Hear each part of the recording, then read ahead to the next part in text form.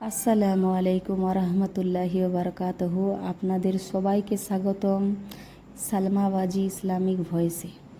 একটা বিষয় কি লক্ষ্য করেছেন যে মানুষটা জন্ম থেকেই বড় লোক, বড় বাড়ি, বড় গাড়ি, তাকে নিয়ে মানুষ খুব একটা অবাক হয় না, কারণ সবাই তাকে সেই অবস্থাতেই দেখে অভ্যস্ত।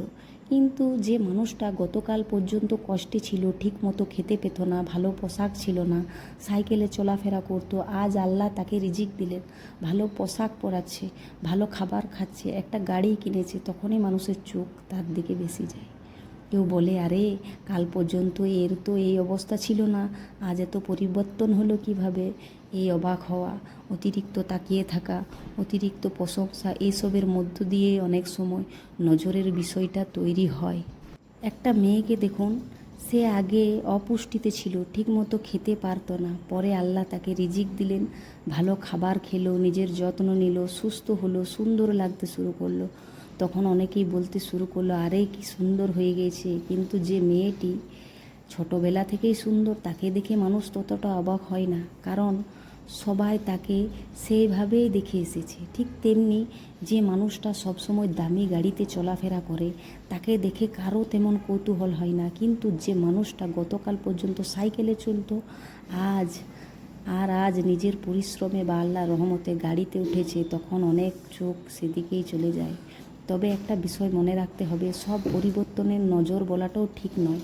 মানুষের ঈর্ষা, হিংসা, অতিরিক্ত প্রশংসা এসব অনেক সময় প্রভাব ফেলে, আর ইসলামে নজর লাগা সত্য বলে উল্লেখ আছে। তাই আমাদের উচিত আল্লাহর কাছে হেফাজত চাওয়া এবং ভালো কিছু দেখলে মাশাআল্লাহ, সুবহানাল্লাহ এসব কথা ব্যবহার করা। আমরা যখন কাউকে আল্লাহর দেওয়া নিয়ামত নিয়ে প্রশংসা করি, তখন শুধু বাহবা দিয়ে আল্লাহর বরকতের দোয়া করা উচিত। আর যদি আল্লাহ আপনাকে কষ্ট থেকে সুখে নিয়ে আসেন, দারিদ্র থেকে সচ্ছলতা দেন, তাহলে অহংকার করবেন না। মনে রাখবেন, আজ যা আছে সবে আল্লাহর দান। তাই সবসময় শুকরিয়া আদায় করুন এবং নিজের নিয়ামত অযথা সবার সামনে প্রদর্শন করা থেকেও বিরত থাকুন। কারণ পৃথিবীতে এমন মানুষ আছে যারা আপনার সুখ দেখে খুশি হবে, আবার এমনও মানুষ আছে যার আপনার সুখ সহ করতে পারবে না। তাই মানুষের নজরের চেয়ে বেশি ভয় করুন আল্লাহকে, আপনার প্রশংসার চেয়ে বেশি গুরুত্ব দিন আল্লাহর সন্তুষ্টিকে। আল্লাহ আমাদের সবাইকে হিংসা, কুদৃষ্টি, বদনজর থেকে হেফাজত করুন, আমিন।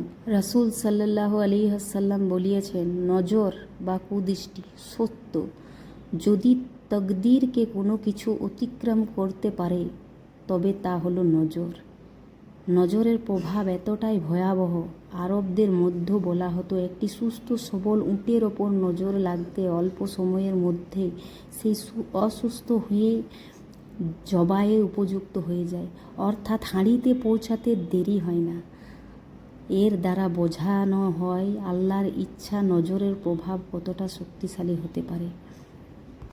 তাই প্রতিদিন সূরা ইখলাস, সূরা ফালাক, সূরা নাস তিনবার করে 9 বার, সকালে একবার ফজরের টাইমে এবং মাগরিবে একবার ফজরের টাইমে পড়ে নেবেন, সারাদিন হেফাজতে থাকবে। তাহলে আবার দেখা হবে। আমার কথাগুলো ভালো লাগলে আমার চ্যানেলটা সাবস্ক্রাইব করবেন, লাইক করবেন, ফলো করবেন এবং ভালো লাগলে শেয়ার।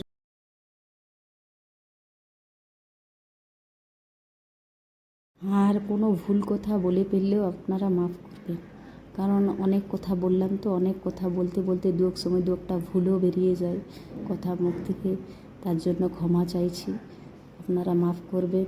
আবার দেখা হবে। আসসালামু আলাইকুম ওয়া রাহমাতুল্লাহি ওয়া বারাকাতুহু।